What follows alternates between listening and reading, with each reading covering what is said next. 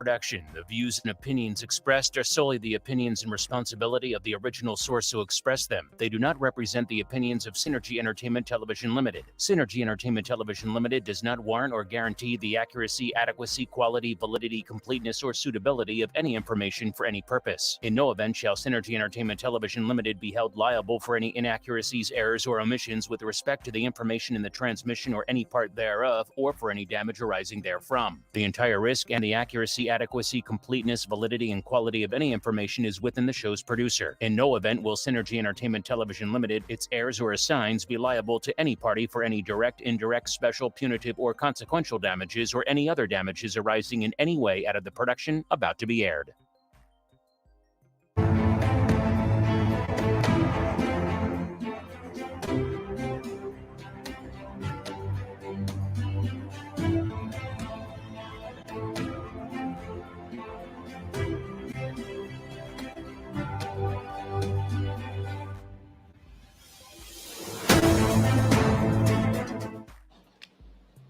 Good evening Trinidad and Tobago, and good evening, of course, to all of the loyal Synergy viewers, both home and abroad.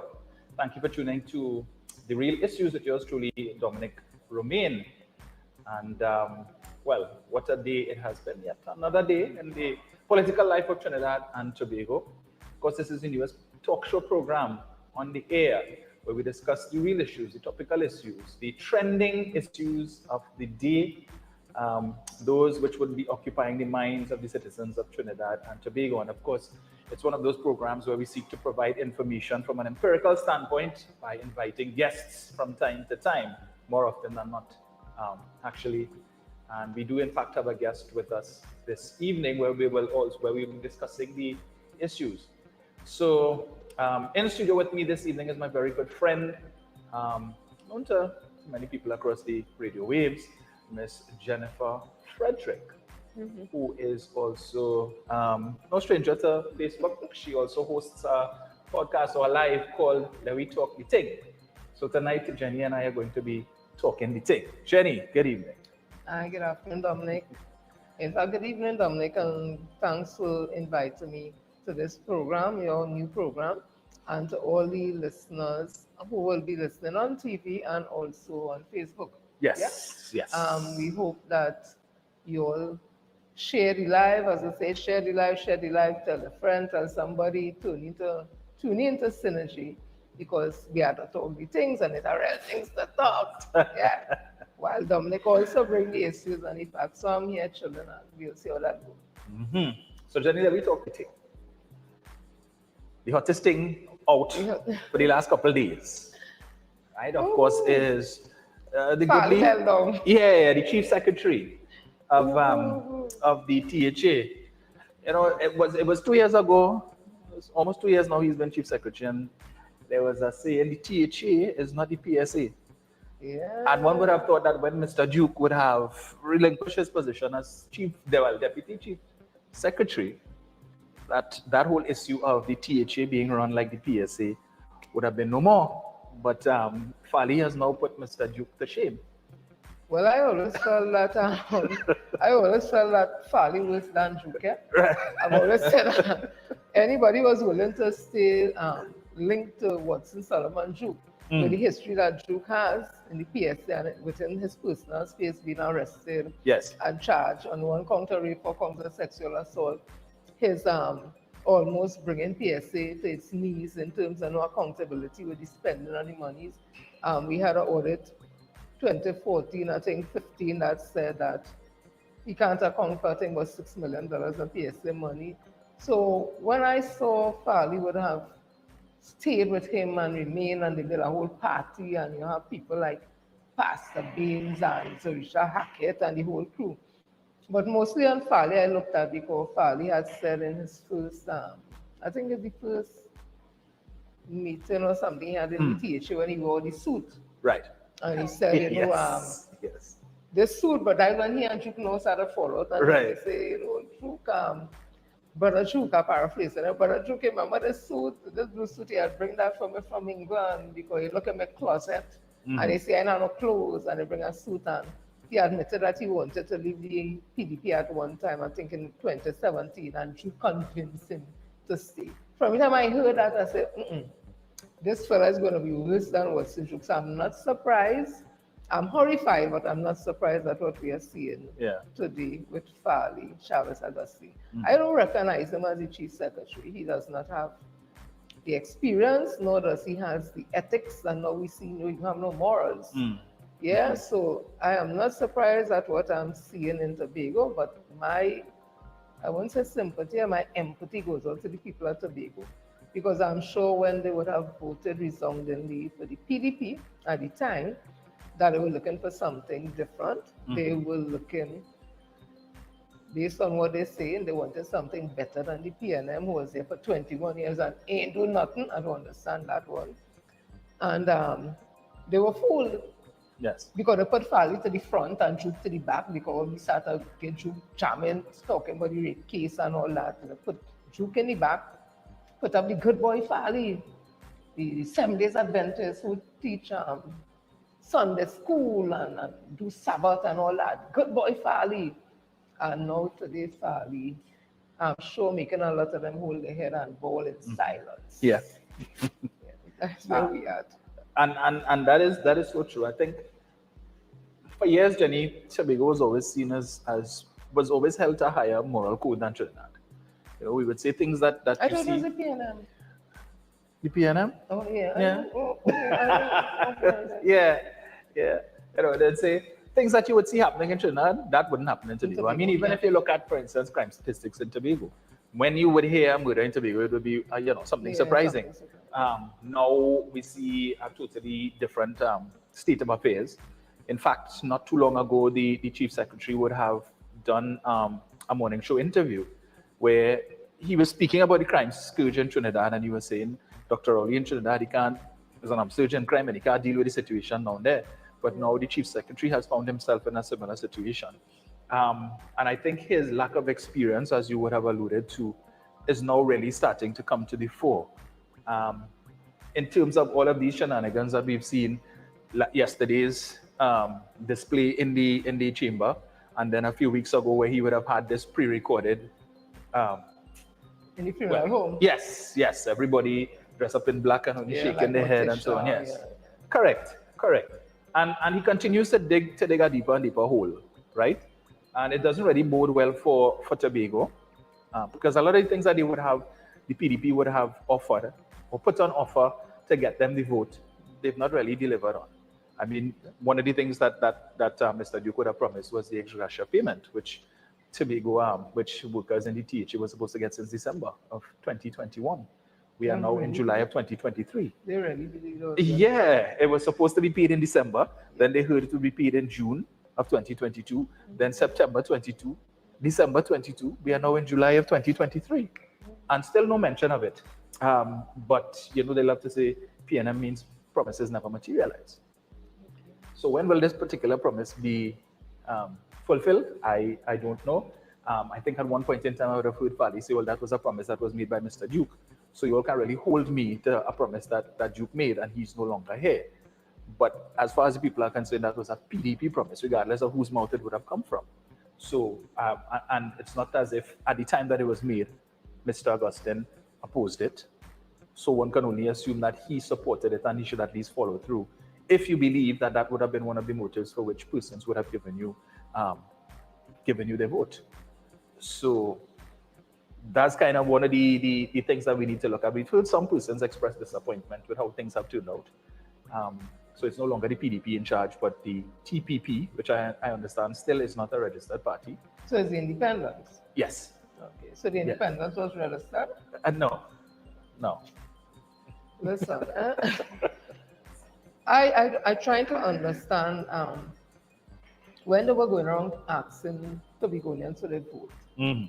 It was an organized party, right? PDP, Patriotic, what's it? Yeah, the People's Democratic Patriots. Patriots, right? Yes, or the Progressive Democratic Patriots. Yes. Right. And they sold a picture of new energy. Let's fix this, because PNM didn't fix it in 21 years. Yes.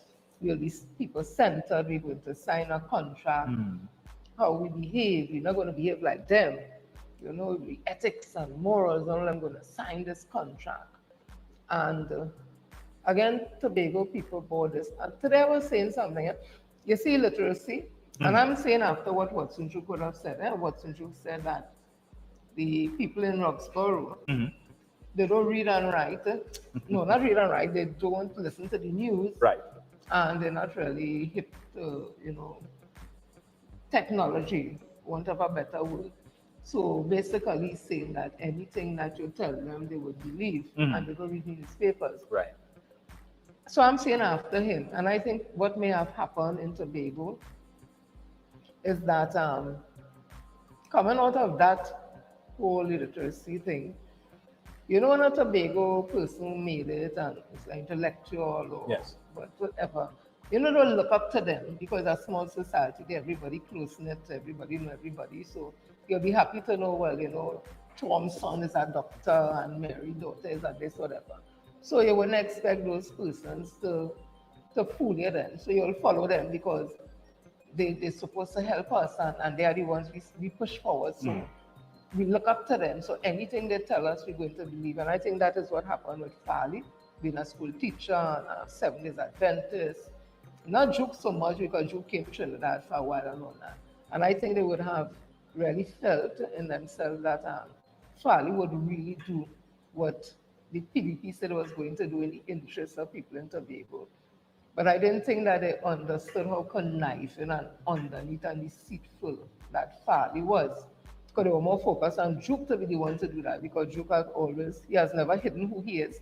He has always said he's not here for friends, he's for money. So we know he's looking for money. He's bold in his audacity. Yes, he is. Yes. And I think that is what kind of some people liked about Watson Juke in their own weird way, that he will just say things now and he will do it. Yeah. And go and swim, even if he swim halfway and he hold on that board, but the thing is he say he go and swim. Yes. Or you have people walking on up Laventry Road, public officers first time in their life. I see public officers walking all behind you, all up Laventry Road and that kind dressing of thing. up like a priest and the steps and of the whole the right, the Choratics and that kind of thing. So Tobago people knew what he gave, but Farley, they really had him as the poster boy. Yes. For something different. But they didn't understand that this person they put in there, his idea, I think power was born to Farley. And I personally believe, this is my opinion, that Farley has gotten himself, because you remember Kizelle Jackson would have spoken about the fact that Farley was in some type of underhand kind of dealings with contracts and all that. You could have mentioned the fact that Farley moving money between Trinidad and Tobago, and if the airport authority guys and stuff was to check the bag, you're hearing conversation about he in some kind of relationship with some person of his own sex, and it went on and on and on. And I think Farley's in a position now where he has his hand in the lion's mouth and he don't know how to get it out. And I think he's kind of self-destructing, and I think Farley really wants police to lock you up. I think he feels jail might be the better place to be to get all these people off the case. Yeah. So he's self-destructing in front of you and saying all these. Look now, Farley come and say the Commissioner of Police, the Prime Minister, Senior Counsel Gilbert, a judge, and some police in a conspiracy. To take it down politically and to get him locked up. Before that, Farley had a whole press conference that pre-recorded after 20-something days to try to explain the audio gate. And like in a funeral home, everybody well-dressed, makeup slamming, hairstyle slamming, and just shaking their head, and Farley just talking. Before that, Farley again, this audio tape came out and you heard him saying what he said. And it just goes on and on. When will Tobago get a chance to really regroup and grow? And then you have Martin George coming out and defending Max James, talking about, yes, I see the propaganda machine. PNM really have one. And you hear these kind of people supporting Duke and Trevor James with his arrogant self, the one who is in infrastructure. And you had, I think the only person who may have stayed clear of this may have been Barnes James. Yes. When he, I guess it's because he needs to protect his reputation as an economist. So he has to be careful because he's not just a big, he has his career to study and all that. So he would have jumped on this whole thing. But the James brothers and them, and where's Donna Haddad, by the way? They were supporting this thing and keeping quiet, and I don't know why. Anyways, about power. All I can say is about power. And they tell themselves probably they could lead from behind while Fali. I think they thought they could have controlled Fali. Yeah. And they're realizing it would be better with Watson Chuk on the board. And I is not no supporter of Watson Chuk because Watson Chuk understands the politics. He understands optics. I want to say Brother Chuk, like I guess soft boy. Imagine.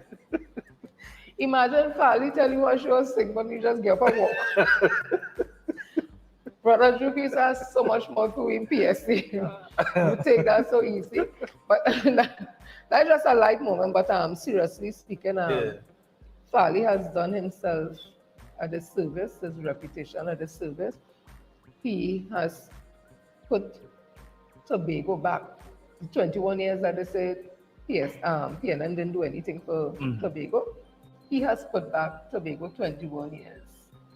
And all the development and the recognition that Tobago may have had on a regional scale or international scale, I think all that is totally being receded. And if Tobago people don't get a grip of this, it's not going to get better. Fali went and had a town meeting the day before this press conference, and I guess it was to garner support. Yes. For sympathy, you know. They're coming for me. I'm this nice guy. They're coming for me. I want to do so well for you all. And then come the next day with this orchestrated thing. And then after, people coming out to support Fali. He playing on the emotions. And I will advise Tobago people, stop studying the emotions right now. Tobago is not an entity by itself. Tobago is not an independent state. Tobago does not have the human capacity to do the things that they're saying that they want. And that's a fact. The population is really small. And where are you going to get the resources from? They have this conversation that we in the waters and the revenues and stuff we get from the minerals or the material in the sea and all that is their own and all that. I want to tell them, for years, Venezuela, Guyana, and I think Brazil, they before the Hague in the arbitration court, I think, for the Orinoco River. Yes. Years and years that happening. That is not something you could just go and say, okay, Trinidad, or let's take here and this is real. It don't work like that. So these things you're talking about, you have to have money, of course, to start that process, to get it to that level. Look, this simple situation with the flying fish. That is a bacchanal Barbados and Trinidad has had since Dr. Eric Williams' time. And because the flying fish has migrated down more into Tobago water to spawn and that kind of thing, Barbados follow it too. But they said, like, them fish from up, they come down here, but they come into Tobago water. But that simple thing is a big situation. And they can deal with it in Tobago. That's in Dr. Rose to get involved. So if they can treat with that, the carnival is Trinidadians was in carnival. And they went Grenada and say, you know, they're linking with Grenada because Grenada was a ward, it was a ward of Tobago, and they were linked with them and all that. It could have come the people from Spice Land. I expected to see the whole of Tobago wash with oil down. Yeah, the job. I could have come the job with that. When they come to more Trinidad. So the point I'm making is this, that Tobago is not in a place right now for this secession they're looking for and this independence they're looking for.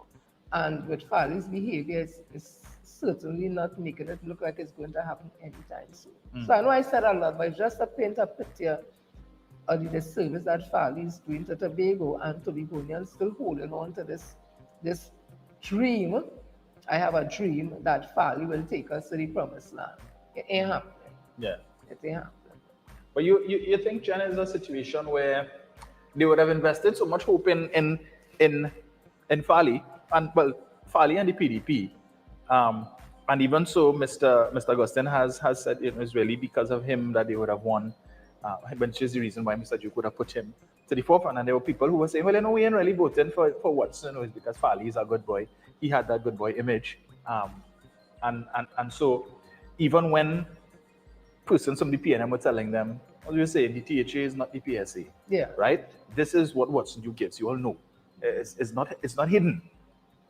The examples are there. You see how he runs the PSA, and therefore, if you believe that he's going to run the THA any differently, well, then we have the deed to the London Bridge, if it is that year and it's for sale.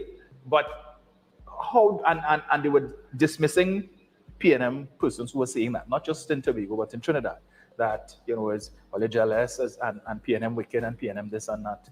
And now we're seeing a lot of the things that PNM persons would have projected is now starting to, well, unfold, right? So how do you now, after you cuss out PNM this and it, disrespectful and all of that, to admit that you were wrong, that what was being said is in fact has now come to pass, and it's difficult to accept, because I am seeing people accepting things that, to my mind, as far as that the whole zipline thing, and these people would have been very vocal on the zipline, and we want the money and the Tricky Tracy thief the money and all of this thing, but you're hearing allegations, as you would have mentioned, from the mouth of Watson Duke, that Fali was on the teak, stuff like that, with the issue of contractors from Trinidad, particularly contractors from South. You have roofing companies in Trinidad that are getting road paving contracts in Tobago, and all of these different things. There have been allegations that have been made against Trevor James, and all of these different things. And there is no conversation on a wide scale or condemnation for some of these things. And even in Trinidad here, what I find very interesting is the fact that all of a sudden, members of the UNC executive are very vocal on what is happening in Tobago from the perspective of what Fali has presented. But when we were hearing for the last few months all of these things about the contracts and being given the stage in the sea and all of these different things, they were especially quiet. They had no comment to make. They had no position on the matter. Nothing. When the audio tape surfaced, again, there was no comment from the leader of the opposition, from Anil Roberts or anybody else. But all of a sudden, every time Fali holds a press conference, they have 1,010 things to say about what Fali would have revealed, calling on the police to investigate and so on. And it's clear to understand what is taking place there, that the UNC has hitched their wagon to those two seats in Tobago, and therefore they're not prepared to do anything at this point in time to upset the apple cart that could cost them those two seats, especially if it comes down to those two seats in 2025 to form a coalition and eventually who's going to end up in government, right? So from that perspective, I mean, is it a case of maybe, and Tobagonians are proud people, you know that, and they've taken pride in their heritage, they've taken pride in their culture and so on.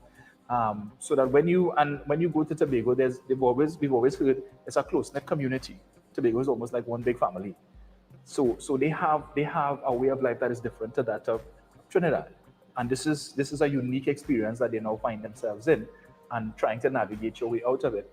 Now Fali's painting this picture of him wanting to be a martyr. So they come in after me, but it's really Tobago they come in after. They vex because they hit them 14-1. And Rowley's still hurting from that, and that is why they're trying to bring down the party and bring down your government, because he keeps referring to the THA executive as your government, your government, your government. So people just want to know why it is a man or woman will stay in an abusive relationship for years. Yes. And not come out. And it has to do with a psychological issue in terms of dependency, in terms of insecurity, in terms of lack of self-esteem, self-confidence and all that will have you hold on to this object, this thing that is abusing you. And I think it's the same thing with Tobago. It's a psychological thing. And as you say, they always had this type of rivalry with Trinidad. I don't know if it's because of big sister, little sister thing, because even in families you have the big sister, little sister, and it always have a kind of jealousy stuff. And then Tobago, the community of Tobago is not as cosmopolitan as Trinidad. Correct, yeah. So they have remained really more not Afrocentric, but more when you look at the features of people of Tobago, it's more predominantly of African descent. Yes. So that may be one of the reasons why they are really so close-knit too, because they would have had to rely on self and that kind of thing. And if I'm not a psychologist, but I have enough information so I could have a conversation. You see, when I think because in Trinidad our features, because we are so cosmopolitan, it's really kind of different. The different skin textures, different hair types, different features, and all that. I think in Tobago, this is just me saying, I don't know for now, but I'm sure the older generation may have felt that they don't match up enough to how we look in Trinidad. And or in terms of how we are more worldly than them, in terms of education and in terms of our swag, Trinidad have a kind of way we just flow. And they may have felt intimidated. The older ones I'm speaking about by that whole situation in Trinidad versus them. And that may have, along with leaders who would have instilled in them that Trinidad don't like we have to fight for ourselves. So it's a combination of all those things, and that is hard to get out of now, especially in the scenario, because like the fake Trinidadians laugh and say, you see, we tell all you that kind of thing. And that may be contributed also to it, but they have to sometime or the other realize that this is the 21st century technology. This is a global village. The world is not so separated anymore. And what happens in Tobago don't just stay in Tobago again like a long time. It goes to Germany, all over the world, just as quick. So what is playing out in Tobago, all over the world is seeing that. How would world leaders meet with Fali and seriously have conversations of coming to invest, or banks to lend money when they see that type of behavior? It's not like long time. Yeah, political instability. Exactly, and no entity who means well for a country will run into a place that's so unstable. One day to the next, you don't know what happened, all that. So if you can't get investment, you don't have enough natural resources on your own to create with your GDP or your GNP. How are you going to make it with a population of about 60,000 and about 40,000 is the voting population, the rest is children? How are you going to where are you going to get invest? I'm just trying to understand with Tobago people, how you all think you are going to survive, to buy goods and services, to do infrastructural work. How? I don't get it. And if they could explain that to me, I'm all ears. But even the intellectuals, they are not even saying that right now. They're talking about Fali should resign, stop this. So Tobago people has a decision to make, and it has nothing to do with how we look at them, or if we will laugh and say we tell all this. So this is about only survival, not Trinidad survival, Tobago survival. So are you going to sit down and have a mature conversation and exercise some emotional intelligence? When I say that, I don't mean all this stupid. I just mean control your anger and how to control your different emotions you're feeling, and logically just say, hey, this is where we at. We have made a mistake. How could we move on from this? Is it that we call on the THA to be dissolved and let us go back to the drawing board, come again with a proper team? Or do we just continue with Fali and stay in this kind of like a Jim Jones kind of relationship? I don't know what they're going to do, but it's not looking good, and it has nothing to do with Trinidad trying to boss them or we feel we better than them. It really does not look good. It doesn't look good. So doesn't look good indeed, no, but it does not. Resign and put who? Well, folks, we go to our first break of the evening. When we come back on the other side of the break, we have our a few moments later feature, and then we get into the talk. We're talking PSA, the 4% and the backdoor president. So stay locked. We'll be right back.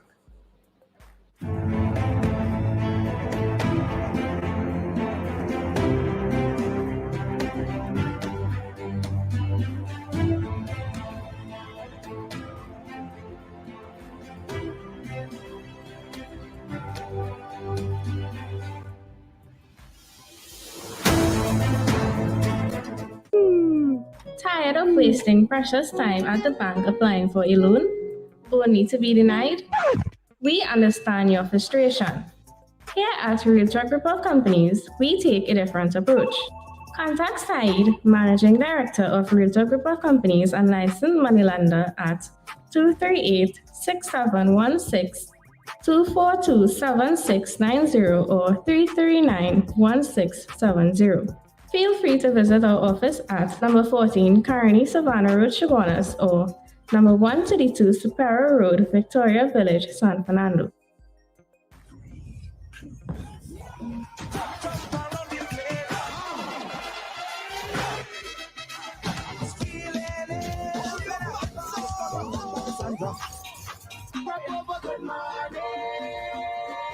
Show them how we did jump up. Show them how we did free up.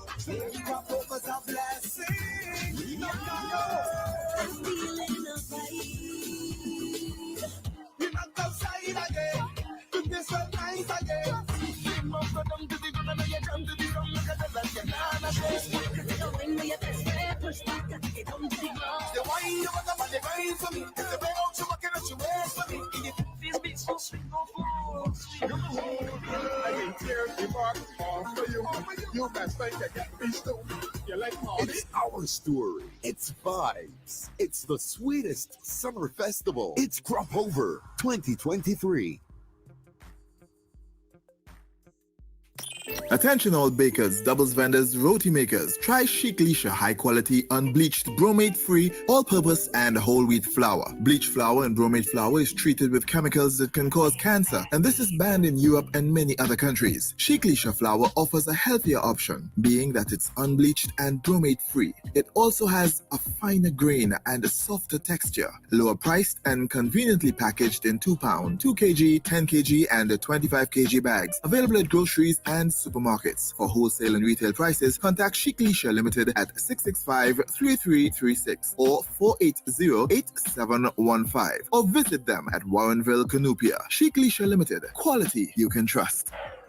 The Solid Agency, the standard for artiste management and development. Booking for an exclusive roster of the region's top-rated entertainers. The Solid Agency, the standard for event execution live and virtual, including fully loaded Shaggy and Friends, New York, Nigeria, and Antigua music festivals, Budge's Long Walk to Freedom, Bounty, Beanie, Versus, to name a few. Make your career or your event solid. Contact us now, thesolidagency@gmail.com. Call 1-876-469-4005. Visit solidagency.com.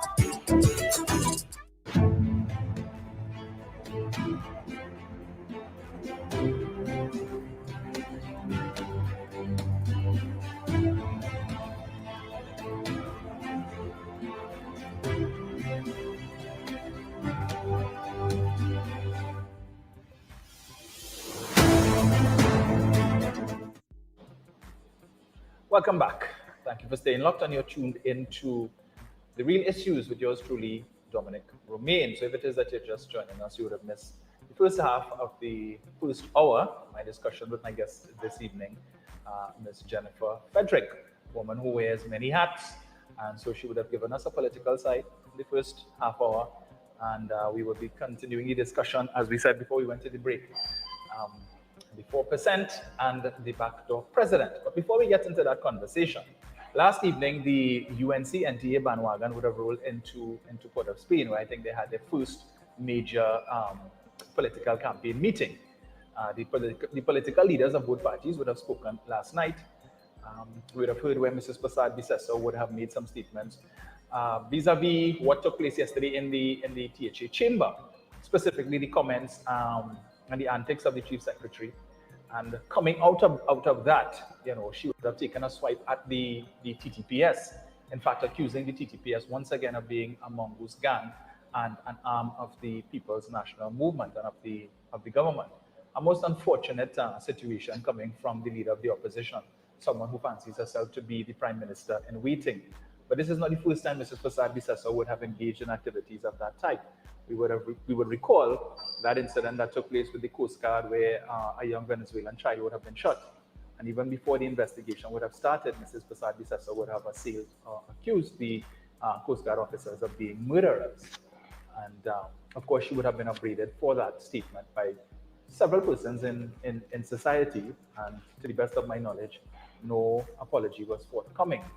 But is that what we expect from one of the countries, well, what you want to call it, foremost leaders? After all, she is the political leader of one of the two major parties. But to be taking such a position, what does that do to the morale of the police service, especially when we had yesterday the chief secretary making the statement that senior officers in the police service are wearing balize under their khaki suits. Also made the statement that criticizing the process by which the police commissioner is selected. And he made the statement that the prospective candidates are required to kiss the royal behind of the prime minister. Is that the kind of talk that we expect from such persons? But Mrs. Prasad-Bissessar really should exercise a greater level of responsibility. What I found interesting, though, is that she would have made these comments in the presence of the former commissioner of police. This is someone who would have had oversight of the TTPS for some 3 years, and to now be encouraging your new partner to be making statements of that nature, against persons who were once under your charge not so long ago. I wonder how Mr. Griffith would have felt, but of course he too has been critical of the TTPS since he left. In particular, critical of the current leadership of the TTPS. But we have coming out of that meeting last night, what could eventually become a permanent segment on this program, A Few Moments Later, right? And tonight's A Few Moments Later segment is dedicated to one of the stars of last night's meeting, none other than Gary Griffith. So, Director, can I ask you to play the first clip for me? And it has a lot to do with work ethic. The bags you're seeing under my eyes is because since this coalition has started, the political leader of the UNC, Kamala Prasad-Bissessar, she starts work at 4 a.m. So at 4 a.m. she will be calling me and work starts. We don't stop. I have worked with 4 prime ministers as the right hand: Patrick Manning, Basil Pandey, Keith Rowley, and Kamala Prasad-Bissessar. And she is indeed is the hardest working prime minister that I have worked. I've worked with 4 prime ministers, and Kamala Prasad-Bissessar is the hardest working prime minister that he has worked with. I recall Jack Warner saying many times, not so long ago, yesterday was yesterday and today is today, right? And now we have a few moments later. This is Gary Griffith, just a few years ago, not so long ago, talking about the same Kamala Prasad-Bissessar and her work ethic. Director, play that clip for me, please.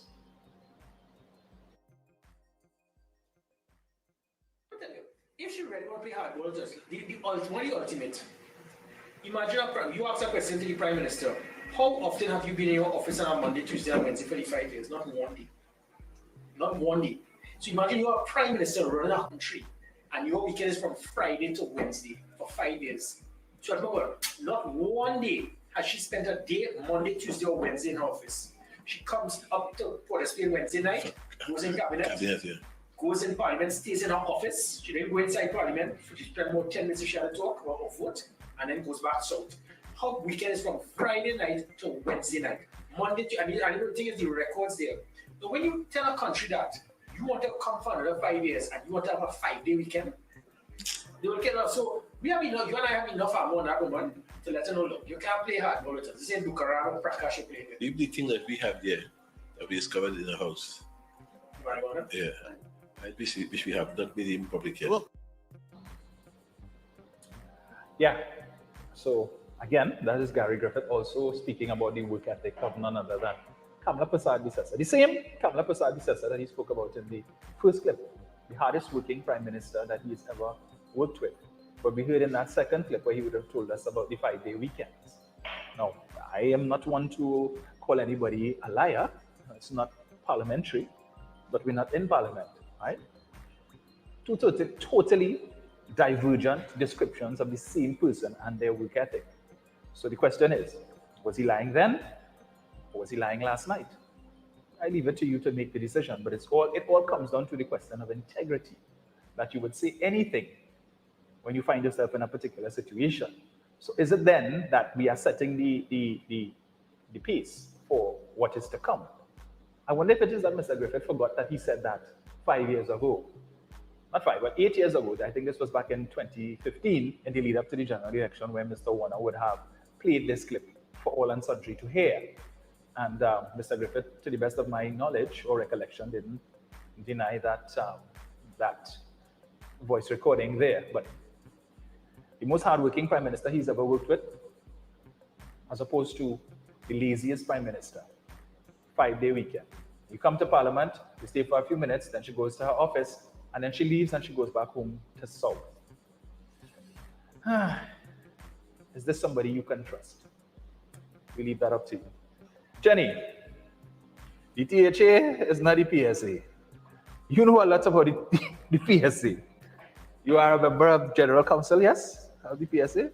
Well, right now, I'm not sure why I am. No. I know I'm paying $100 every month. Right. As for the other things, I ain't sure. But on a serious note, yes, I'm a PSA member. I've been since 2001. So I've never been an executive officer. Right. Meaning I've not worked on in PSA itself. But I've been a shop steward for years. For the sections, cook, bakers, and food service workers. Right. Sometimes vice chair, sometimes chairperson. I was the chairperson of my staff side of the ministry that I worked. I have studied I was sent on scholarship with some of my comrades in the days when PSA was about educating its members. I would have gotten a scholarship under Mrs. Jennifer Baptiste Primus when she was the president at that time, along with some other comrades. So I studied at Cipriani Labour College, Labour Studies, Industrial Relations. So I have a fair knowledge of the workings of PSA. So based on that, I could have a serious conversation on it and where we see PSAs today. So when Joe came in 2009, he met a well-run organization that had different arms. You had the sections up and running, so you didn't have to come into Port of Spain if you were working Miaro or on the East West. Well, Miaro come right down to Arima. In fact, down to San Juan, that was serviced by the Arima office, PSA office. Well, Port of Spain was for the areas and surroundings. Then you had the office in Tobago and you had the office in South. So it had different regions that you didn't have to come to Port of Spain. So it was a vibrant organization. Yes, Juke dismantled all that. We used to have queen shows that all permanent secretaries and ministers used to die to get a ticket to come to. That created a nice camaraderie between all the ministries, because the ministries used to choose one of the workers to go up as the queen, and so you used to have that camaraderie there. We had sports day, that's another way that members used to meet and greet. We had members who children would have done well in essay, well, common entrance at the time, would have gotten bursaries, school books, and it was a vibrant organization. We used to have parties on the rooftop. All these things are important and because it make you feel a part of something, because PSA is a members organization. And when you spend your $50 back then, you felt a part of something. You see, when your $50 went and you felt active, Ms. Baptiste Primus would have bought that building on 89 Abercrombie Street because it wasn't theirs. There were times I understand that they couldn't pay the light bill and stuff like that. They had to put up money right there when TNT come to cut the lights and run across and pay. So it came a far way. She would have brought PSA to be a real financial giant as a union. We had the PSA grounds, of course, that houses were being built there. And the monies from that was to be generated to build homes. So members themselves, I think that compound would be La Hacienda or something. So that is still the property of PSA? The last thing I heard, somebody tried to sell the plant to Eastern Credit Union for I think $4 million and Bacchanal breakout, and that's I really can't tell you how it is. Yeah.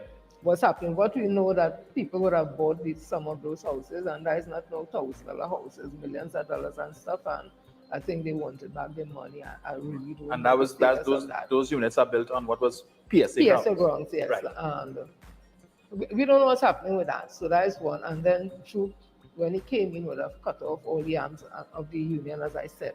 There was no longer training. He said Cipriani's for dummies, so he cut ties with Cipriani. All the training programs used to have at PSA, grievance handling, industrial relation, everything. He stopped all of that. So he just became the central figure of PSA. And for the 12 years that he was there, a new breed of PSA members was born then that don't understand the Constitution, don't know much about industrial relations. They just take what you tell them as gospel, and that is where we are now. So the few of us, well, not few, a lot of us who came from Ms. Jennifer Baptiste Primer's era, we have a lot of challenges because the PSA we know now is not the PSA that we knew then. And because those who are there now during Duke time and now don't know about the union, there's a pushback and a fight between the two. So it's like the old against the young, that kind of thing. However, at the end of the day, Leroy Baptiste, he became the president of PSA, not the way that it should, when Duke would have resigned from the PSA when he won the THA election. In fact, I've never known somebody to resign and give an ultimatum. Hey, I ain't going nowhere. I go in the 31st of December. Right. So all now as the president, I still work. I still an assemblyman or deputy secretary of Tobago, which was wrong in the first place. And then on the 31st, Duke had a conference, a delegate meeting virtually. That's another thing. We accepted the fact that we had to keep virtual meetings during the COVID-19 because the whole world had shut down. But it didn't come before General Council. We approved, but again, we accepted it because of the situation. So Duke had a conference, a delegate virtual meeting with delegates from we don't know where because you're not seeing anybody, you don't know who is who, whatever, and brought Leroy Baptiste.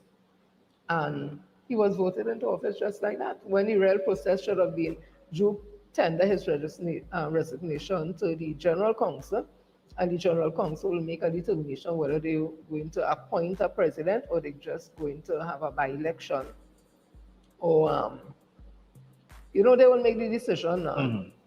But that didn't happen. It went straight to a conference, a delegate, and bam, we get Leroy Baptiste, who is from WASA. He was a manager at WASA, who knows nothing about PSA itself. He knows about WASA. In fact, he has his own union, and UPEP or something, so WASA Union for Workers or something like that. And Ms. Baptiste Primus would have had to take him to court at one time because what he was doing, kind of diverting members' money from PSA, from WASA to his union. And she took it to court and she won the case. So I don't know if he still has the union up and running, but there is a union he's the president of. So fast forward, so he's the president of PSA now, and I think, in my opinion, that his objective is simply to treat with WASA, to make sure that the government never modernize WASA. And again, this is my opinion. I think that he is involved in politics.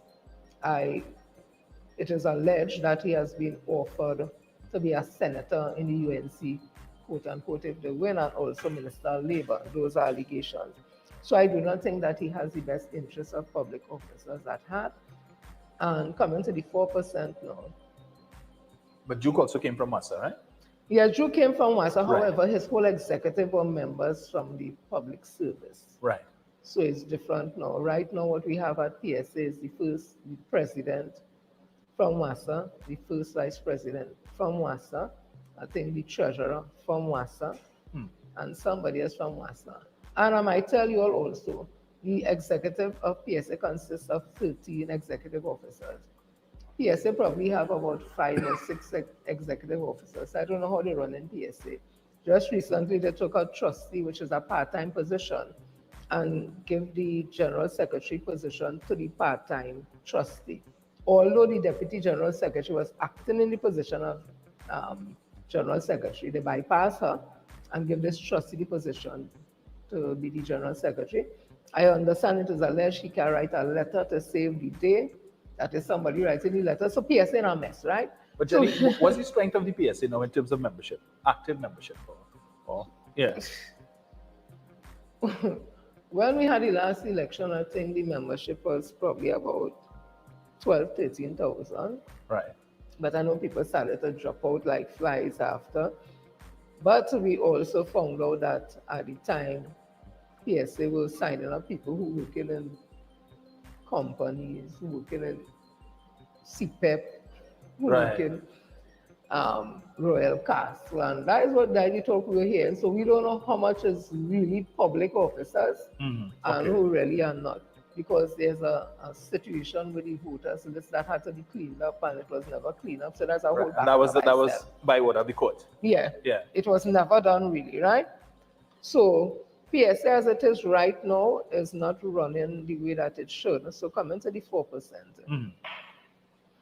Leroy Baptiste was paid as the consultant to treat with negotiations since about 2014-15, being paid $16,000 a month. And if you look at it, we have 2 outstanding period, 14 to 16, 17, 19. Right. So we were asked, what has he been doing? What was he doing during those times? Because I saw him a couple of times at the negotiation. Those were the days when Duke was jumping on the table in front of, I think her name was Miss Angela Sweeney or something, the CPO With the at the bullhorn time. and them kind of. Yes, and all that. And I personally witnessed for myself going to a negotiation. Duke came in. I reached there about, I think it was about 10 was supposed to start. I was about the second PSA member there. The whole team from CPO office was there. Duke never strolled in until about an hour after the pants short or the ankle ashy. I had twists on the hair and just strolling and sit down, and it was just being very disrespectful to the CPO, talking about Carla and boy, you want all kind of foolishness, right? Theatrics. Yeah. Not treating, and then he came up with the concept of living wage, a concept he got from England where he was talking about the lowest paid officer, public officer should be getting, a cleaner should be getting $10,000 a month and that kind of thing. So that was what he was basing his negotiation on. However, how we negotiate for our salaries is based on the retail price index methodology. So his concept on what was happening was out of line, so nothing couldn't happen, right? Because we treat with how inflation eats up a worker salary, purchasing power for the month, for the year, and over the 3 years. He was talking about something different, so nothing was happening. So we have a situation, we have 6 years outstanding. Leroy Baptiste did nothing to help the situation. So negotiations were going on before the CPO, and the CPO had offered 4% on behalf of the government for those 6 years. Everybody rejected it, of course, but in negotiations, is you show your hand, I show mine, and we back and forth. So the CPO gave his proposal, the unions sent in their counter proposal, and then the CPO would have sent, and then different meetings with different unions, and eventually the negotiation broke down. So I'm just going to focus on PSA because the other unions very touchy. So PSA would have rejected the 4%. It's going to special tribunal where it's supposed to be, and the Minister of Labor and Minister of Finance would have reported the breakdown in the negotiations, so it has gone to special tribunal. Any special tribunal is no longer a 3-year period, right? Based on section 22(1) of the Civil Service Act. Once before the special tribunal, instead of 3 years, it's now 5 years. So 14-16 has become 14, 15, 16, 17, 18. And 17, 19 becomes 19 up to 20. Right. So it's now 2 5-year periods that the 4% has been offered for. Leroy Baptiste is now taking that to the High Courts for judicial review, for the High Courts to give an interpretation of section 22(1), whether or not the special tribunal has the authority to give an offer for 5 years. So 10 years for 4%. He's not taking the 4% issue to the High Court to say, workers, we don't want that 4% again. He's just simply taking a rule in the Civil Service Act that is in law in the Constitution for interpretation, which it has been expressed. So I see that as buying time, because other unions would have settled for the 4%, because they would have looked at it logically and made an informed decision on behalf of their members and realized, I guess, that take the 4% and still have the option to negotiate for the period 2020, 21, and 22. But if you're saying in special tribunal, you lose that opportunity, and the next time you may go back before the CPO is about 2024, 25. Right. PSA continues to refuse the 4%. But my thing is this. The government would have shown via data why they can't pay more than 4% because of COVID and the fact that they had to borrow money to pay workers while they were at home during COVID. Oil prices were down and all that. So they showed data. And what the back pay bill would be as well. Right. Yeah. If a union, PSA, is saying they're not taking the 4%, the government could pay more, then you have to bring argument and evidence to show that the government could pay more. Right. PSA has not been able to do that because there is no data to support that the government could pay more for that period. So then what are you fighting for, especially when you go into the high courts, not to challenge the 4%, but to challenge a law. You're challenging a law that has been expressed. So again, I'm telling public officers, as some people are calling, yes, he's fighting. He's not fighting against the 4%. If he was fighting against the 4%, he would have had Dr. Roger Hussain, be in the special tribunal proposing the 8% that he was saying in front of the CPO. Why are we not hearing about this 8%? And I guess we're not hearing because there's no data to support the government to pay more than 4%. But I want public officers to know what they're losing. This case that Leroy Baptiste has put before the High Court, we even haven't gotten our data yet. The lower term is going to close, I think, just now. We didn't get our data yet in the High Court. So we could probably get it next year. There's no time frame. You get it and you go to the High Court. Let's just say the High Court say special tribunal can say 4% for 10 years. And you go back to special tribunal. All special tribunal will do is say, okay, 5 years at a time. Right. So 2% for 5 years. And when we've done that, 2% for 5 years. Right. Is it not still 10? It's not 10 years still for 4%? Right. So just say that the High Court agree with the special tribunal and you're able to take this to Court of Appeal. Right. How long is that going to take? While workers still remain on 2013 salaries, those who retired still retired on 2013 salaries.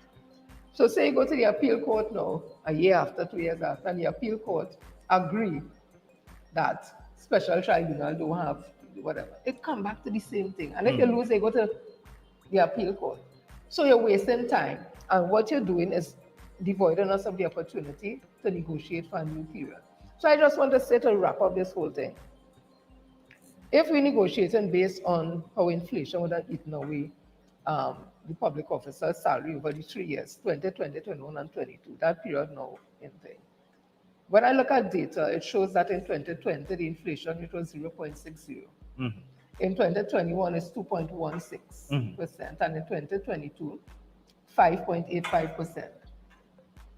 Me, I'm not an economist or anything, but this is the time to go before the government, the CPO now, because when you add up those three percentages, I give you get about 9 point something, 5% that inflation over those 3 years would have eaten up your money, right? Moody has said that the country is in a place where if you borrow money now, the loan payment will be, the interest rate will be much lower because we're in a good place. Yes. Investors, for investors and all that. We are prime borrowers. Right, we are prime borrowers. Yes. The government has indicated we're in a much better place.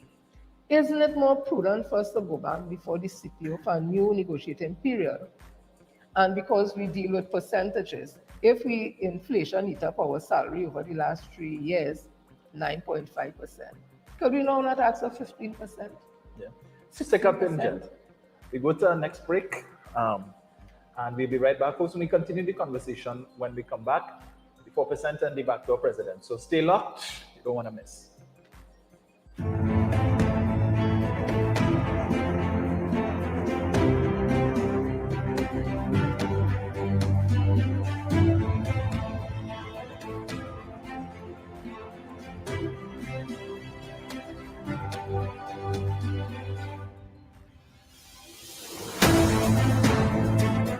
My parents' generation grew up with Royal Castle from the first restaurant in 1968 when that distinctive, tempting aroma hit the air. Like never before, fried chicken with a special blend of local seasonings and a one-of-a-kind flavor down to the bone.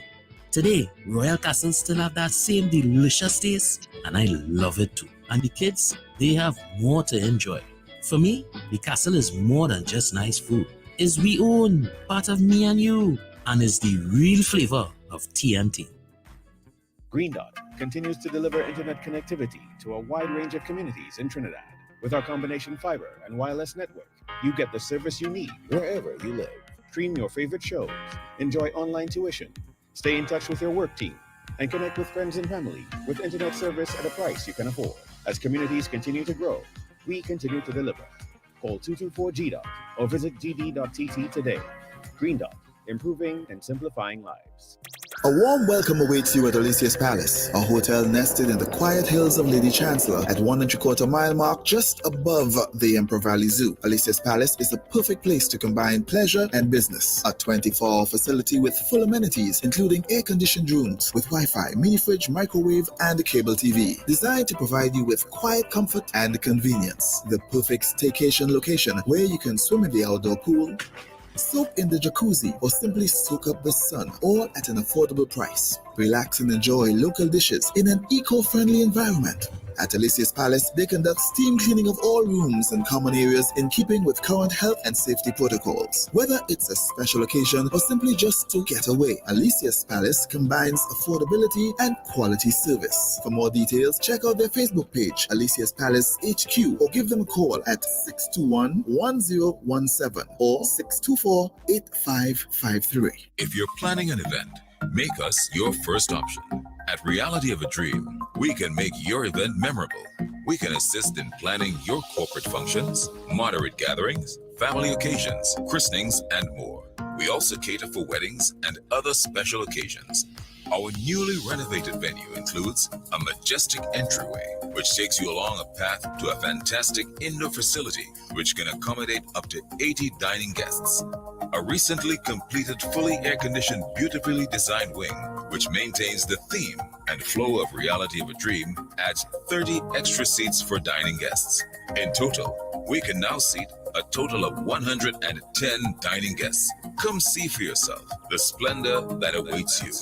Walk along the path and make your way to the breathtaking, well-maintained swimming pool and gazebo, and also the entire grounds of Reality of a Dream. We've also updated the Dream Suite, which comes with all modern conveniences, where guests can enjoy the feeling of an exquisite retreat overlooking the entire area. Reality of a Dream caters to professional events. We provide secure parking for guests, so call us at 332-6880 and ask for Harriet, located at number 15 Moses Avenue, San Juan. Reality of a Dream, making dreams come true every day.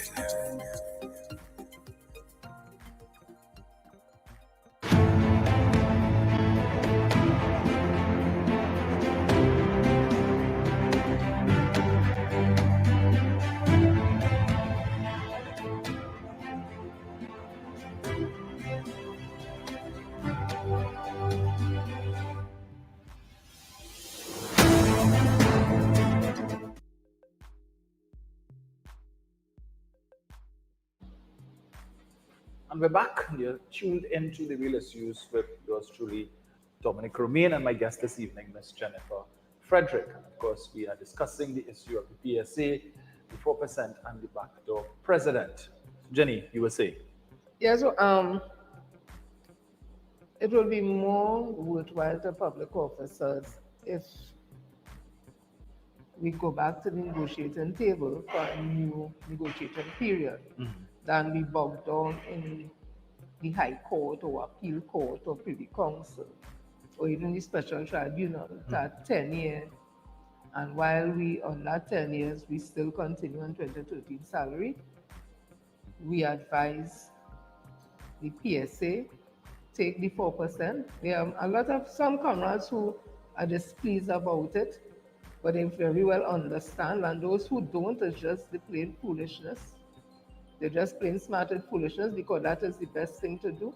So give us opportunity to go back to the negotiating table with the CPO with a proper proposal, asking for the percentages, and let us sit at the table and work it out.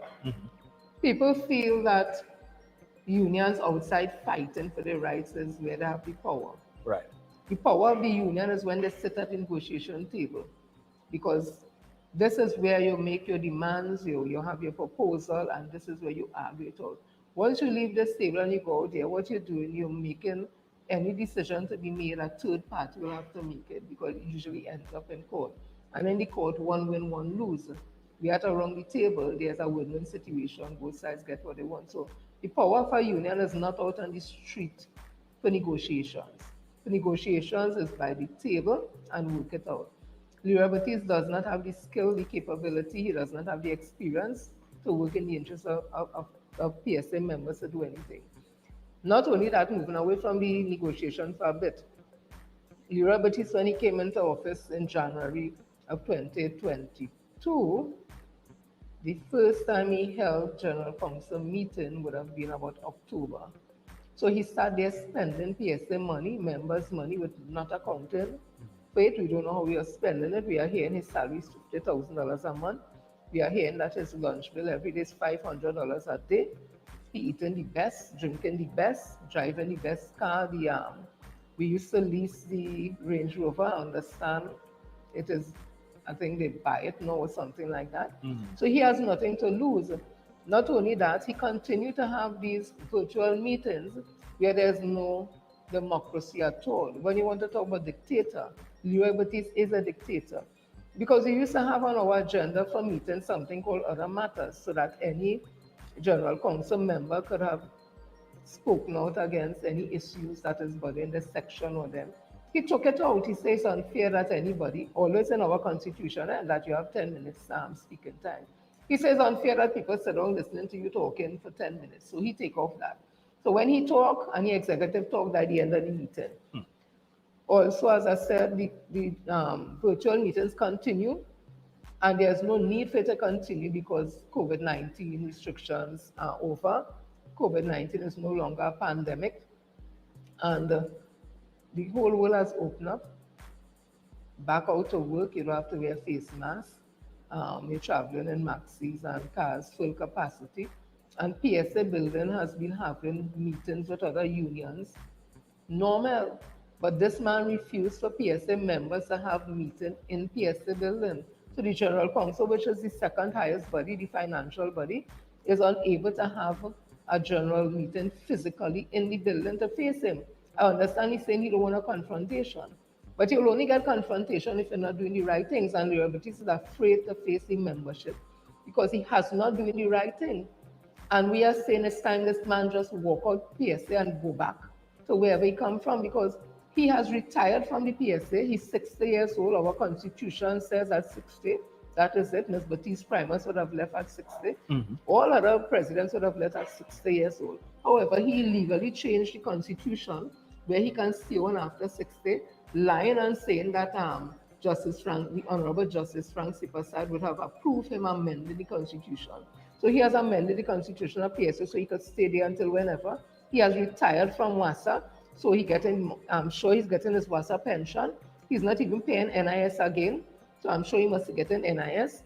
And he gets all his benefits from WASA, and yet he's sitting in PSA, which is a public, for public officers, where we follow all the rules that is in the public service, because public officers who become members of the executive through voting in the national election. And he sits there. So he is really there illegally. So when you look at it, he seems to be like the same cloth cut from Fali and all of them.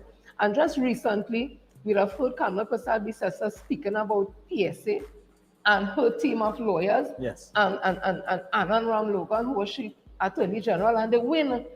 A win for PSA, a win for them. So is it PSA is now a political party group? But because remember, when Duke sell us out for the 5%, yes, Duke had us marching all over. The last time we were marching, I think was every Wednesday or the Friday up in South. I was there, rain was falling. I said, boss, because I used to call and I said, boss, what happened? Are we taking that 5%? He said, no, we are taking that, come on, Frederick. Friday night, my husband called me and said, you wasn't just marching in South. I was like, yeah. He said, but look, they're signing for 5%. I said, well, signing for 5%. When I see that whole weekend, I sick, Dominik. Whole weekend I sick, I turn off my phone because people calling me. Right. I stop wearing my PSA jersey because people coming up to me and, they want to jostle me and say, you and whatever it is. So it was as bad as that. So Duke would have done that, sell us out. And it was the first time we saw a prime minister sitting and be signing of a collective agreement. Kamla Prasad Bissessar was sitting at the table signing right there when the CPO and Juke was signing off on this, and then Juke disappeared for how long and came back, and that whole 5% was a drama because NUJFW got 9% at the time, and the daily pays can't get more than us, so they had to come back and readjust that. Not only that, Kamala Nixon Kalinda would have gotten 9% for MIC, which is a bargaining unit, also PSA, so that make it even worse also. So we end up getting 9%, but we ain't sure if it's 9%, because like we get buyout, sell out, and that kind of thing. So now we are seeing again a linkage with Leroy Batiste and the UNC, and we are concerned because the union is not supposed to be politically aligned, because all the members in the union come from different political backgrounds, and they represent, well, they are affiliated to different. I guess James Lambert didn't get a memo. Well, James Lambert is an active politician, and I don't want to get into them business. Let me stick on PSA. But yeah, I want to return to something you mentioned earlier, right? Persons who would have been on the job between 2014 to 2019, how would they be impacted based on possible outcome of Mr. Batiste's actions? Well, if this continues, I guess nothing. If the 4% is taken, as somebody mentioned to me, and it's such a good idea, why PSA didn't negotiate to redistribute the 4% so that you have 14-0, right, 15-1, 16-1, 17-0, right, 18-1, 19-1, right, so that everybody could get something. But yes, as it is now with the 4%, if you retired in 15, you have nothing to get. You retire in 16, you get the 2% for that. You retire in 17, 18, nothing. And if you retire in 19, 2. But if Liberty continue with this thing in the courts, you have nothing to get. Nothing at all to get. So that is the dangers of that. And even those who are still working will lose out on the 2020, 21, and 22 period, and 1 year in 23. So the next time we may see the CPO might be at 2026. And that is a real talk. Yeah? So all who keep saying that Liberty is fighting, he is fighting, but his energies is put in the wrong place. He's not fighting for the right thing. He has no interest in public officers. He's not a public officer. He's a retiree. He has no interest in anything other than WASA, in my opinion, and the TTRA.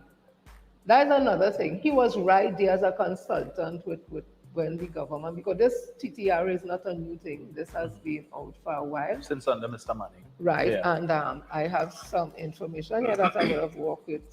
So I'm reading from that a committee was set up.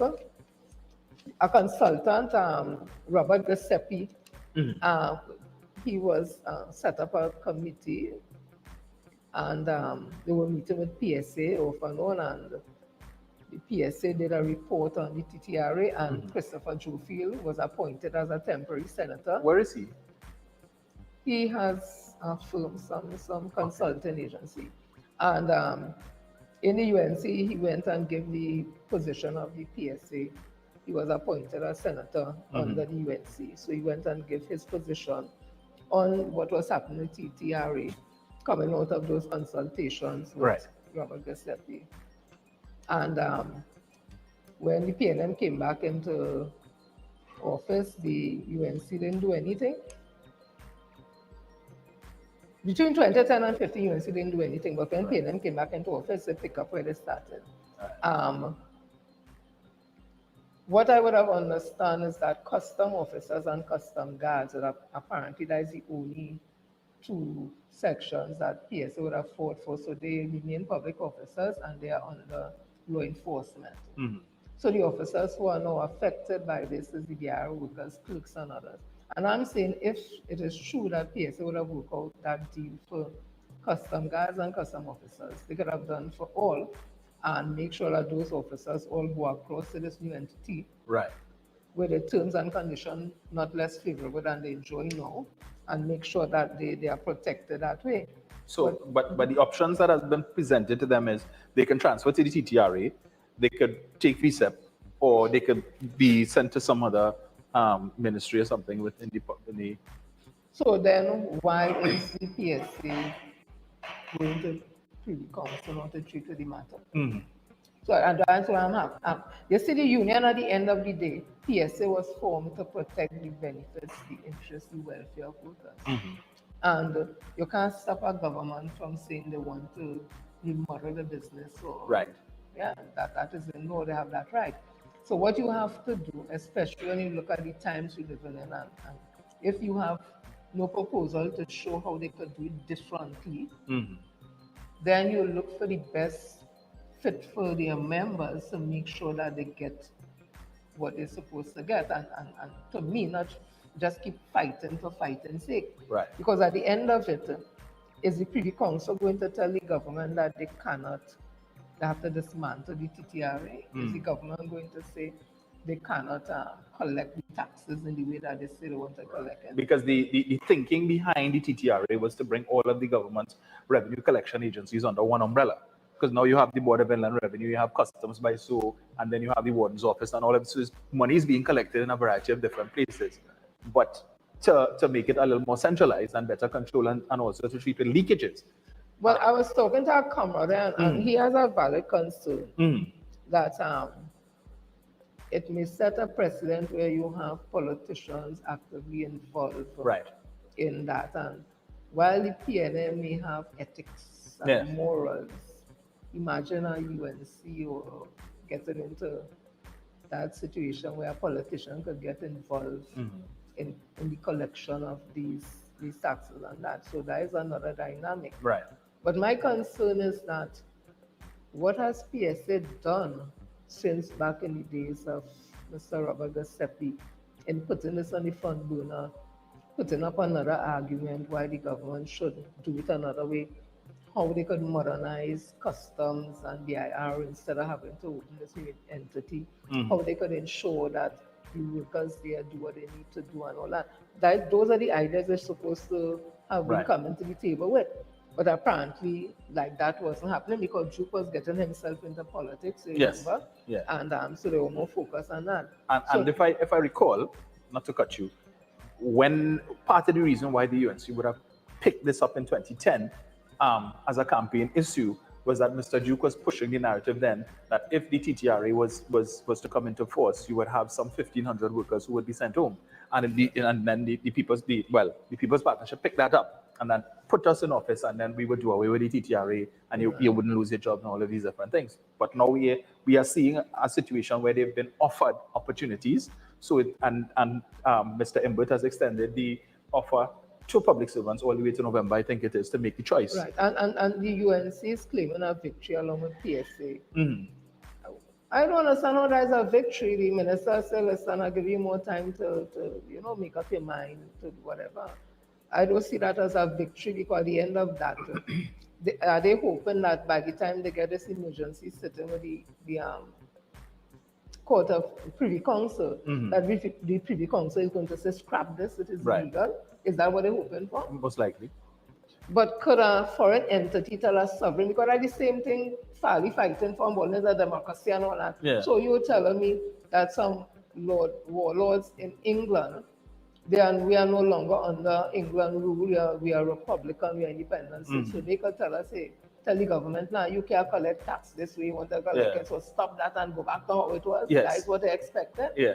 So then they could interfere in everything. And there you go. And so that's my point. I don't understand what the victory is. I think I empathize with my comrades who are from those agencies there.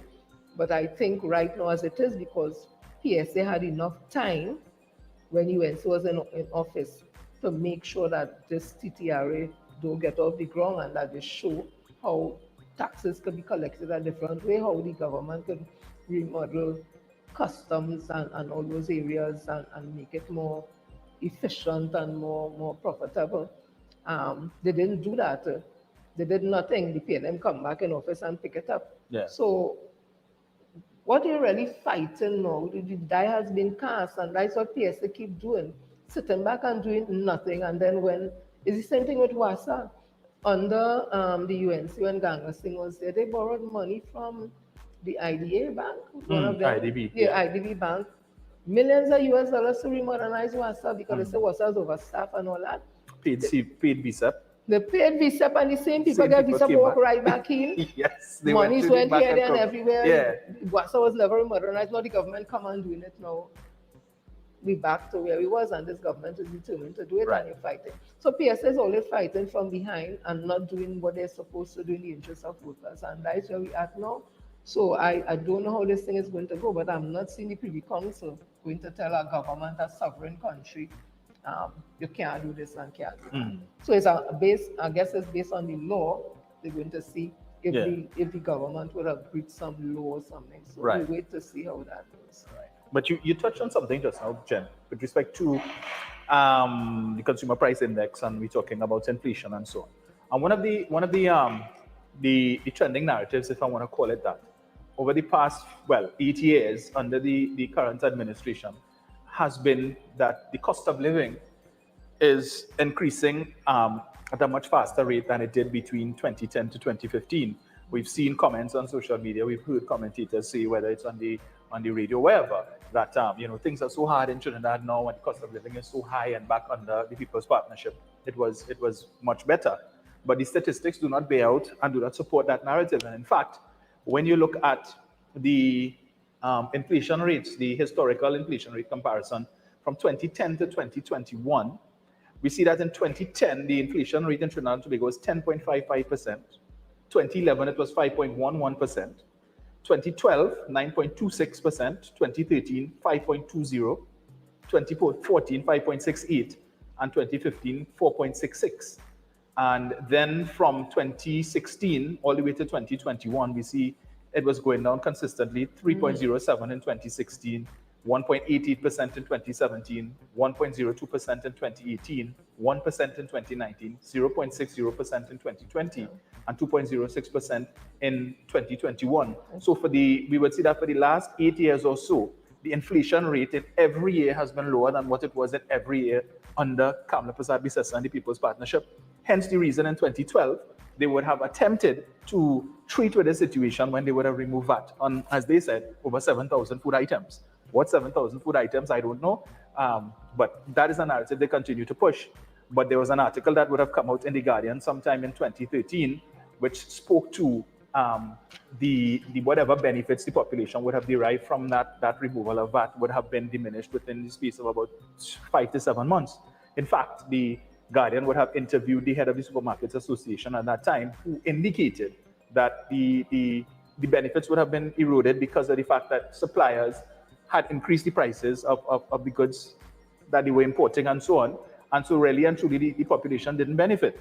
But it is something that the UNC continues to proffer as being this great initiative that they would have done to assist the less fortunate in society and to help persons to treat with the whole issue of the cost of living. But again, the inflation statistics show that for every year under Keith Rowley and the PNM, the inflation rate has been much lower than what it was under the People's Partnership. And we speak to the issue of usually this 4% has been maligned. And it has been a source of discontent on the part of a significant portion of the population with respect to how they see the government as being wicked, callous, uncaring, and 4%, what we could do with 4%, as opposed to, and then they would juxtapose that against Kamla Prasad-Bissessar and was it 13 or 14% in 2013? 2013, that's not 28 to 10. When they came in, they offered 1% for that period. Right. Right, and that is when it will be 5%. Right. You will sell out. When Mr. Monila said take all the 5% and wind to the side. Right, that's for that Yes. period. When we get the 14%, that was that would have been for year 13. So it was 8, 10, right. 11, 13. Right. So it'll be 11, 13. Right. Yeah. But you would have gotten that 14%. Yeah, 14, yeah. Right. And certainly 14% is nothing to sneeze at, especially in comparison to 4%. But when we look at the economic circumstance where the country was then and where it is now, and what this administration would have had to go through in terms of revenue receipts for the last 8 years. But in particular, Mrs. Prasad-Bissessar would ask the question, how is it that we were able to do this, do that, do the other, and do the next without imposing any new taxes? And while the 14% would have been good and persons would have enjoyed it, the back pay as well as the increase in pay, there was never the explanation to the population as to where that money came from and the impact that paying that 14% would have had. And so while this government would have gone through pains to explain to people, look, it is not that we don't want to give you all more, it's just that the country's current revenue position does not support that. And if it is that we give you, this is the bill we'll have to pay. And a lot of people aren't aware that the dent that would have been put into the exchequer account, where when Mrs. Prasad Bisesa and the People's Partnership would have come in 2010, the overdraft in the exchequer account would have been around $10 billion. When they left in 2015, that figure went up to $33 billion. So they would have put the exchequer account into permanent overdraft by an additional $23 billion. Mrs. Prasad Bisesa is on record as having said that her administration had the highest energy revenues in this country's history.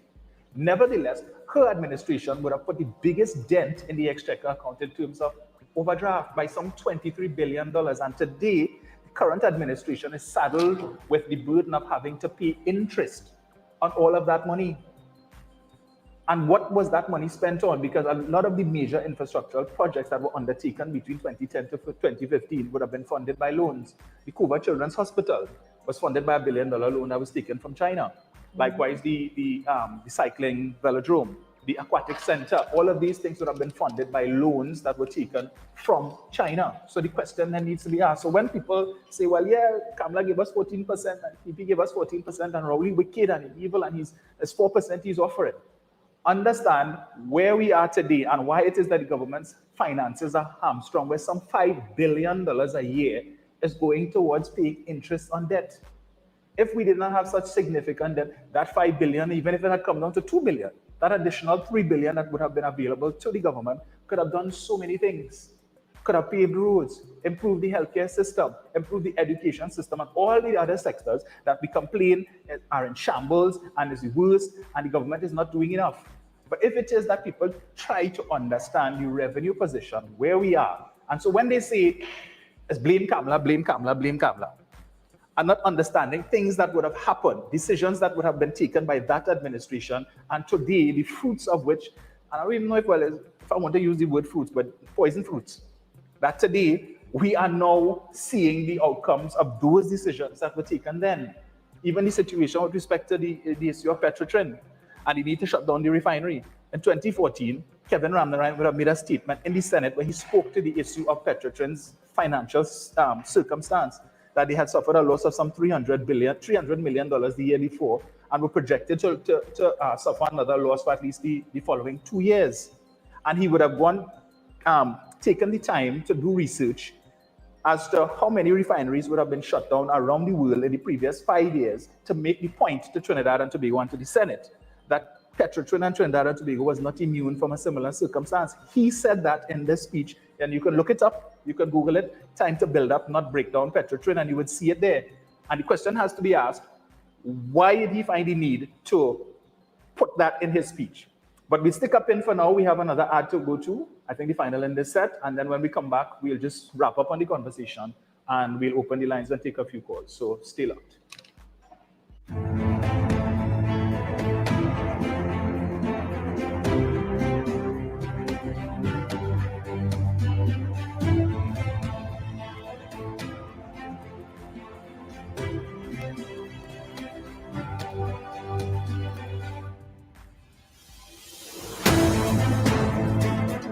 The rainy season has begun. Don't wait until your roof is falling into call. Contact Murphy's Roofing to get all your roofing services done now. They also specializes in roof installation, roof repairs, roof cleaning, roof painting, construction, framing, guttering, undersealing, gypsum and suspended ceiling, steel fabrication, and also supplies all roofing materials. And 10% off labor, 5% off material on new install only, and 5% off other services.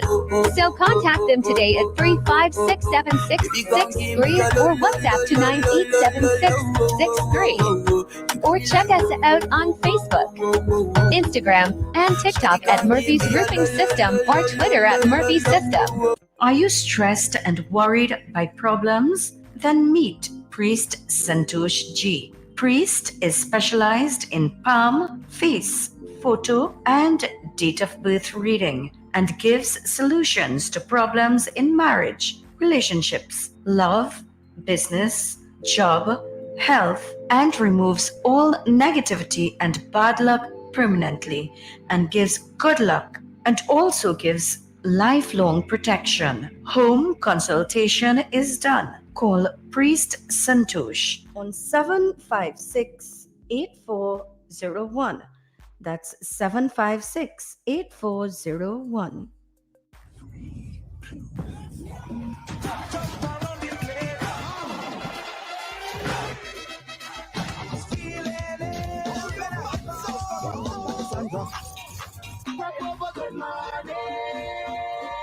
Show them how we did jump up. Show them how we did free up.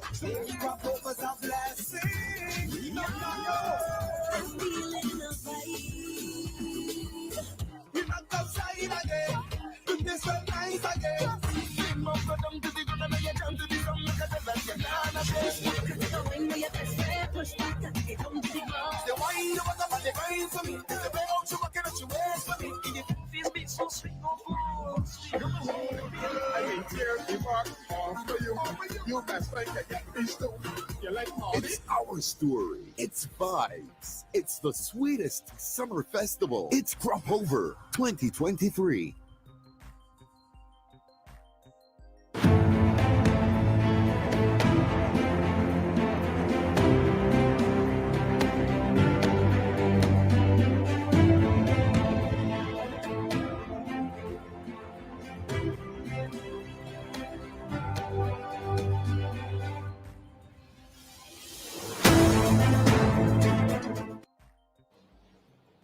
Welcome back. Thank you for staying locked to the Real Issues with yours truly, DOMINIC ROMAIN, and my guest this evening, Ms. Jennifer Frederick. Of course, we're talking PSA, 4%, backdoor president, and everything associated. So I turn again to my colleague, Yes. Jenny. So there was another issue you wanted to raise before we take the calls? Yeah, I just wanted to put on the table also, there was a judgment that was handed down in the industrial court. I think it was last year, if I'm not mistaken, with Estate Police and Tiantec, and also OWTU and Tiantec. Tiantec offered Estate Police 6%, I think, for the period 2015-17, if I'm not mistaken, and Estate Police would have rejected that, and it ended up in the natural place industrial court. And coming out of that, a precedent-setting thing happened that the industrial court agreed with the employer that they can't pay more than the 6%, so they got 000, also OWTU. What would have informed the decision that Tiantec can't pay more? Because when I was reading the judgment, I think one of the judges was saying that the case that Tiantec presented that they can't pay more than 6 was weak. The case that the union presented that Tiantec could pay more than 6 was also weak. However, they were informed by Tiantec having appeared before the JSC in Parliament, and when questioned, the chairman, I think, would have told the committee that had it not been for the government subvention, that Tiantec would have been bankrupt, and that Tiantec, the last time they made a profit was, I think, either 2011 or 12, and every year they're in about $1 billion in debt. So the courts would have looked at the damage it would have done to the greater community, the country as a whole, and would have basically said, well, if only the 6%, and that's all Tiantec could pay, because at the state it was 000. And this is something that would have come after since 1989, I think, with Justice Addison Khan, I think it was, when Republic Bank, I think it was, and Bankers Union, or one of them, the Republic Bank would have made a case that they can't pay more than the amount than they could pay because they were having issues with finances and all that, and they will still need to pay. They will still need to pay the workers, despite that fact that they presented a case that they weren't able to.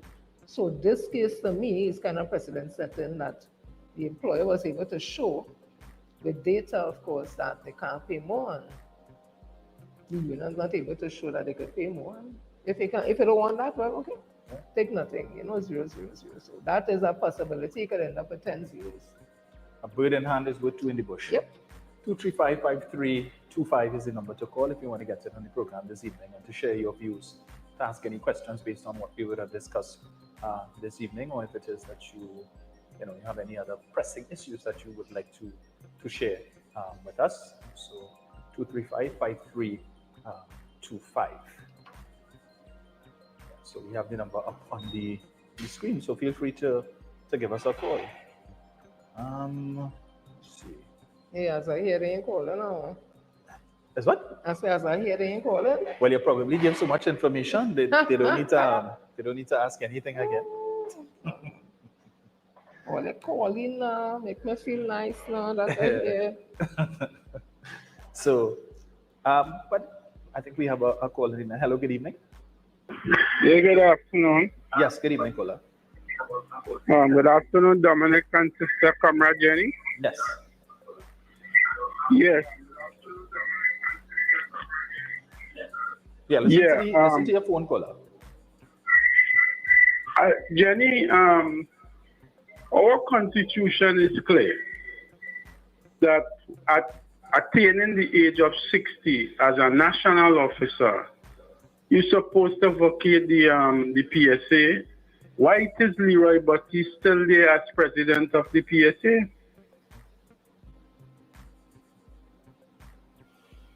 What is the reason why he's there? He's a pensioner.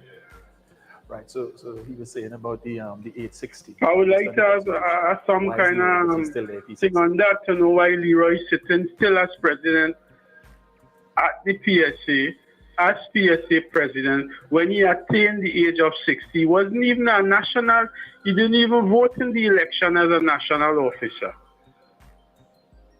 He came in as a backdoor president, but he's there still as president. Could you explain to us why he's there still after the age of attaining the age of 60? Well, caller, we may have to go back to the days of Manswell and there, when unionism was a real thing. And I guess from you calling, you may understand the history of that. If you see the union is the members that make up the union. The Robertist is not the union. His executive is not the union. The executive is just 13 and they have about 6 of them. And if you're not abiding by the constitution of PSA, and as a members organization, the court can't get you to abide by it because the court can't tell you Robertist leave. The court can't tell you Robertist take up his bag and leave. Does the membership have to do that? We pay in his salary. They work for us. So we may have to go back to the days. I'm not inciting violence or anything like that. But we may have to go back to the days of Manswell and them when it was robust. Go in a building and tell them need to come outside. I ain't policing going nothing for that. Just tell them take up your bag and go outside, please. This is our building. I'm not advocating violence or anything, but we being real. Because he don't want to leave and he's just sitting there and just enjoying all this money and all that, and we out here not getting any benefits for that $100 that Juke would have increased there when you got the 14%. Juke just increased by 100% without even having a general council meeting.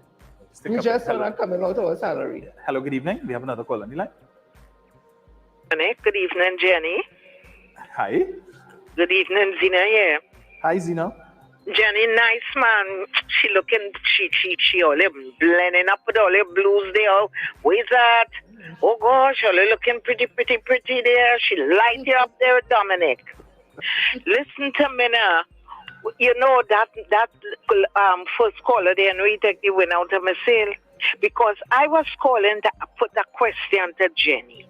How it is that man is still there making those moves on PSA's behalf? When I know that he wasn't voted there, you can't be put there through the back door and stymieing all your good living. I cannot, for the life of me, I cannot understand it. So it doesn't have no kind of laws governing that, Jenny, to say, well, okay, we are forcing an election has to take place. He was not elected, so why are you doing? And you know what I'm saying? What I find wrong? The way in which he came in, CPO should not have been dealing with that man because he was not duly elected. And I think that is one of the things CPO should have looked at. You were not duly elected. You aren't the chairman or president or whatever. We are not dealing with you. So that they would have been forcing the PSA to do it the proper way. Well, according to you, maybe that is what workers must he have to do? In my days, younger days, I might have joined you with them kind of thing there. But I done, offer that and all and gain my pension. But watch now, I would have been there up front and center with you. Something has to be done, and Duke get away with it. So he think he could come and get away with the nonsense too. Here now, I wish every public servant not paying dues. That's what I hope in they know. But for all your sake, get up and get. Encourage others to go on a thing with all you. All you have to get that man out of there. He's not duly elected. He cannot bargain for you. Thank you. Well, I think PSA has gotten very tame and docile since Watson Solomon Drew came. What happened? He waited us out there. I am one of the few elders who would have remained from under Ms. Baptiste Primer's time. And I'm going to retire about next 2 years. So when Drew came in, he met this vibrant revolutionary group, because we were there under Ms. Baptiste Primer's time. So General Council was a buzz, everybody know the Constitution, you're working with it, we were trained, we know everything. Conference and delegate, the same thing. The first conference and delegate that Watson Solomon Drew had, the first and only one. So he's been spending money from PSA for years without approval himself. That whole meeting break down because when he started getting the jamming and tempo, so he done meeting mash up. But then those, you remember the life of a general council or conference, remember, I think it's 2 years or whatever. So when the section came to end, they didn't have no election for them. So if you don't have an election for them, and then they say Duke is to go to different ministries and tell people, hey, come and form this group and form that, and you go be this and that.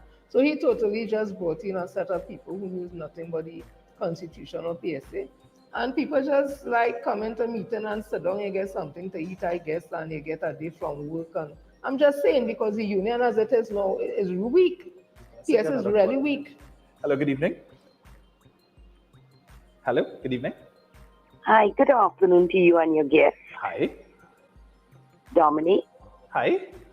Hi, you recognize my voice? Yes, I do. It's nice seeing you, man. Thank you. Yes. I just turned on the station. I said, wait, this is Dominik there. Yes. But everything all right with you? All is well, I can't complain. Well, right, it's good topic, But I will tell you when I will call back in another time because I'm going to play master them in Tobago with you and Fali, right? Yeah. So have a good one, my dear, and reach home safe. Thank you. Dominik, I remember going to negotiations under Ms. Baptiste Primer. Hello, good evening. Hi, good evening, Dominik. Jenny, good evening. Hi, good. Jenny, the PSA has a constitution that all members have to be guided by. Even the president must be guided by the Constitution. I have noticed in the past that when members take the presidents like Watson and those people to the court, and the court rules, because the court basically with rules on what the Constitution of the organization says. And sometimes I have seen in the past where it rules in favor of the complainant, and the president continues to don't even bother to carry out the wishes of the court. And I am saying that if you all do all the avenues to get the president to act based on the Constitution of the PSA, there's only one other way to thing again, get the membership together and go down there and march. And if you all have to ask him kindly to evict the office, he has to. Because he can't be Lord and King of an organization that belongs to members. And you all have to take a stand. But the problem is why they're beating you all on that is who ain't had time for that. And other sections, because they are the Wassa for them people, and they don't care if the union burn down. Some of them I won't say all. But that is the problem, is divided, and you all have to ensure that the bylaws on them. And then again, the next problem maybe is that a lot of people doesn't even know the bylaws of the union. All they know, they're paying their due, and the union that they represent them, because if Wassa want to send me home, Leroy Batiste go there and fight for we and whatever thing, and they doesn't understand that the court, no matter what you think, if like Wassa and those places is losing millions and millions and they have to do something about it, the court won't stop them. But to stop any employer from making changes to ensure that whatever institution that is there, it runs at a profit. And we have seen it with Petrochin, and still try his best, and he failed miserably. And what's the outcome of that?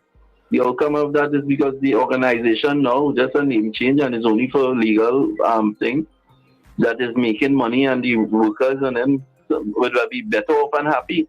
Because who was supposed to retire age, and they didn't make the time yet because remember you had to wait until that time they was able to get a lump sum before the time up, and they get a full lump sum. Some get paid off and was called back under new conditions. But the fact is that you get money because they send you home, so they had to pay you. So you get paid off, and then you get back a job again. So it was in the best interest of workers, and the president of the union, because that is what the union is there for, to fight for the interest of the workers, not for workers to worship the president in that sort of way. And that is wrong. So I am just saying, if you all could just get the workers and them to understand that the president is flaunting the laws of the union, and he cannot be above the laws of the union. The laws of the union, which is the constitution, takes supreme over everything. Thank you very much. Well, I could tell the comrade that, again, PSA is weak. The employers realize that PSA is weak.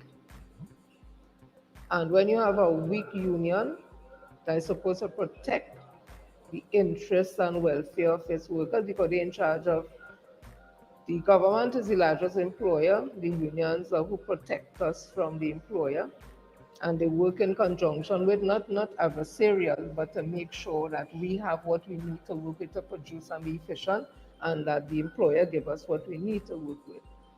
And once that relationship is broken down on either side, you will have the problems we have. And PSA has become a very weak union under Watson Solomon Drew. When he came into office, people had hopes, just like Farley and people in Tobago, but Trinidad is a different place, and they make him out long after the 5%. People start to just drop away from the union. And we continue to be a membership that is uninformed, uneducated, and just don't care, some of us. Hello, good evening. Hello, good evening. Good evening. Well, I'm a PSA member. Good night to Jen and to you, Dominik. Continue to have a good show. Thank you. So the reason why I am still in PSA mainly is because of Sister Jenny.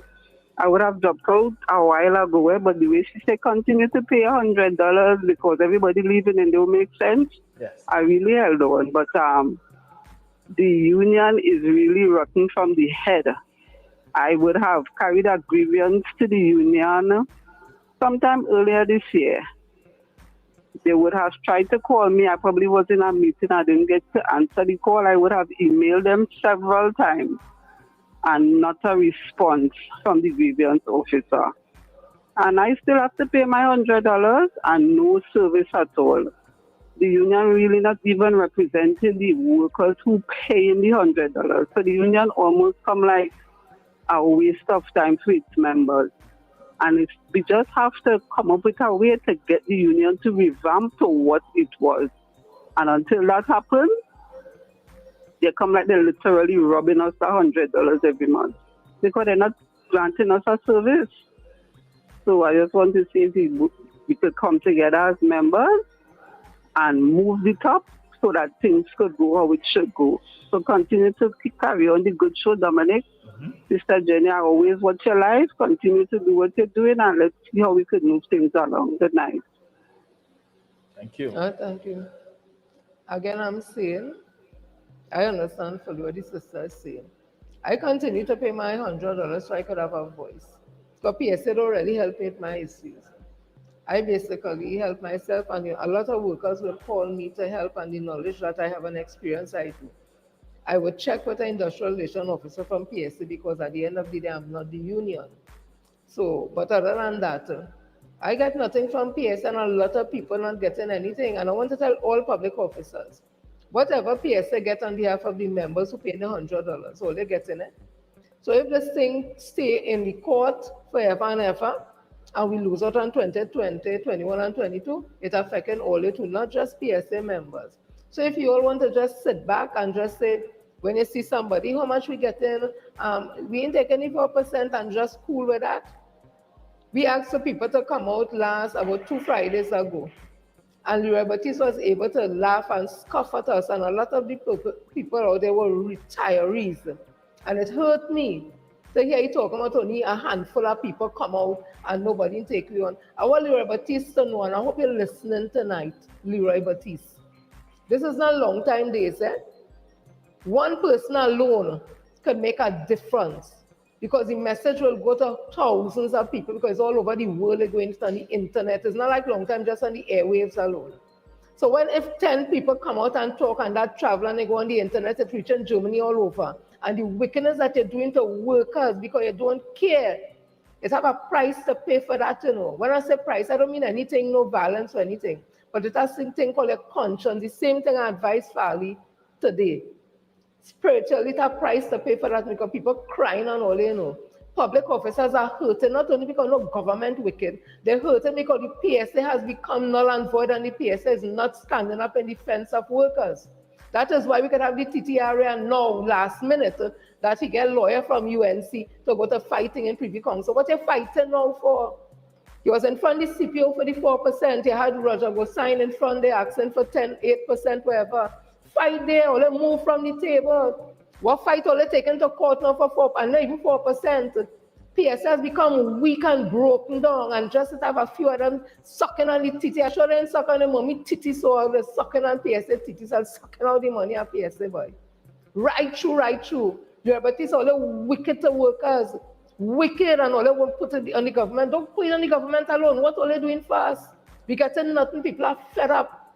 People are fed up. Public officers are fed up. They see no hope. And you're not bringing no hope because you don't have the ability, you don't have the experience, nor do you care about public officers. I have been to the EBC. I talked to a whole floor. All them saying, take the 4%. I've been to my ministry and talk all them saying, take the 4%. You saying you talk to members. No public officer not talking to you because they don't know your expertise. They must know me more than they know you. You don't help anybody. Public officers are saying take it 4%. We ain't talking about WhatsApp people as all their business, all they want to take it as all their. But public officers out here are saying take the 4% because they understand what it means in not taking the 4%. It means they know that will continue on 2013 salary until about 2026 because you'll lose out. The Amalgamated already sending their proposal for 2020, 21, and 22, and they're doing a job evaluation. I am sure teachers, fire, prisons, and all those who take the 4% already in the process of sending the proposal. Look, NUGFW, them take them all straight to court now. I hear the date is next January. So that's our next union too. Them in care, you know. Lambert, before I go out, okay, quick, Lambert. There was a Canadian company, I think Mercer or something, so came down here to help with a pension plan for daily rated officers. I hear everything was in place, all the unions sending the data, everything, wherever it is. Lambert was a senator in the UNC. Lambert didn't even make sure that come true. You know, daily rated officers retiring at 60 and had to wait till 65 for old age pension. And they give to this country, boy. Them is the technical people, those are the tradesmen. They're no less off than a public officer. But them had to wait till they're 65, like if they never contributed to this country to get old age pension, and Lambert and them sit down as senator and living nice and all kind of thing. Look at the place he built up on Henry Street. A little flat building and all kind of thing, looking, PSA building looking better than that. I hear the man have bedroom and thing of it, a bar, all kind of thing. Where's that one? And daily rated officers going home and just getting NIS alone, they're not getting a pension like we, and that he could have pushed that when he was the senator. But these unions and them, the unions are very relevant. Eh? At the end of the day, unions are very relevant. But these unions we have here, some of them making failures, boy, failures. It's not right. I did my thesis in 2009 when I was Cipriani. And back then I wrote on the effects of globalization on the unions, especially in small developing societies like Trinidad and Tobago. That was since 2009. I was advocating for, if anybody read that now, they'll see the kind of things I advocating for flexi time. Those are things that could work out. You imagine a worker coming from south, reaching in town 6 o'clock in the morning, had to sit down till 8 o'clock to start work.